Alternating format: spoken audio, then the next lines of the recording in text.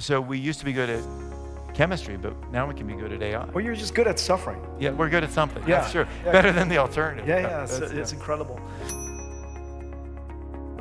You know, one of the things that a fair amount of Silicon Valley is talking about longevity and Right, aging. Yeah. so tell me, what is the technology behind that? Yeah.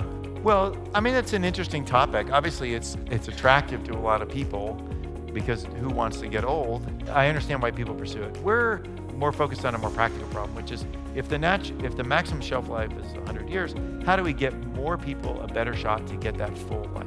And the way we do that is by knocking out disease. As people live longer, the incidence of new maladies of aging rise.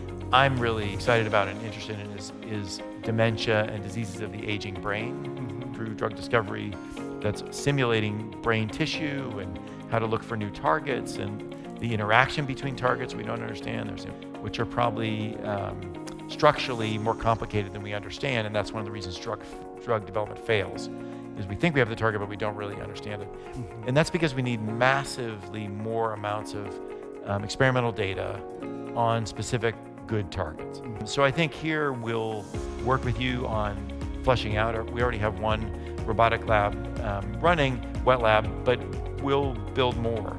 But there are new modalities that have emerged, RNA, gene therapies, et cetera, that really haven't been optimized because they haven't been around as long.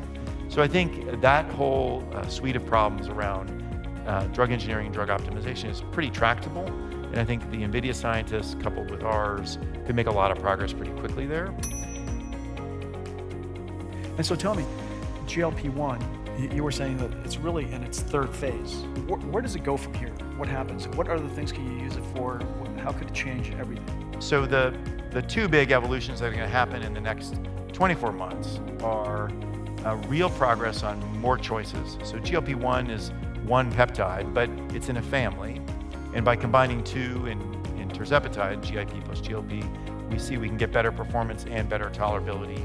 And then, I think on the horizon, people are working on much longer acting, so you can take these less frequently. Of course, we'll launch our oral GLP-1 this spring, which I think is a major breakthrough, not just for convenience, but actually global reach. But one of the things I hope we can crack with our supercomputer and our team is here we had targets, but really difficult to drug. The half-life of the native human form of GLP is like 7 minutes. So to give that as a medicine, the native peptide sequence, which was identified in the 90s, you'd have to walk around with an infusion all day and all night. So that doesn't make for a product.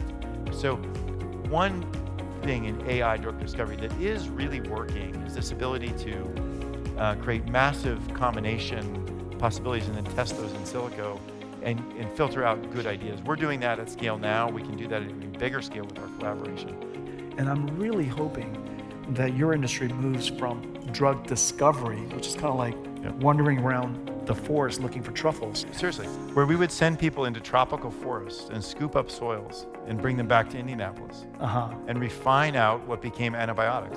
That was in the 50s. That was, 70 years ago. Well, see, now your job gets to be just like my job. You never have to leave your office. There we go, do it all in silico, Yeah, so I think that's what really excites me, the concept that we could have computer-aided drug design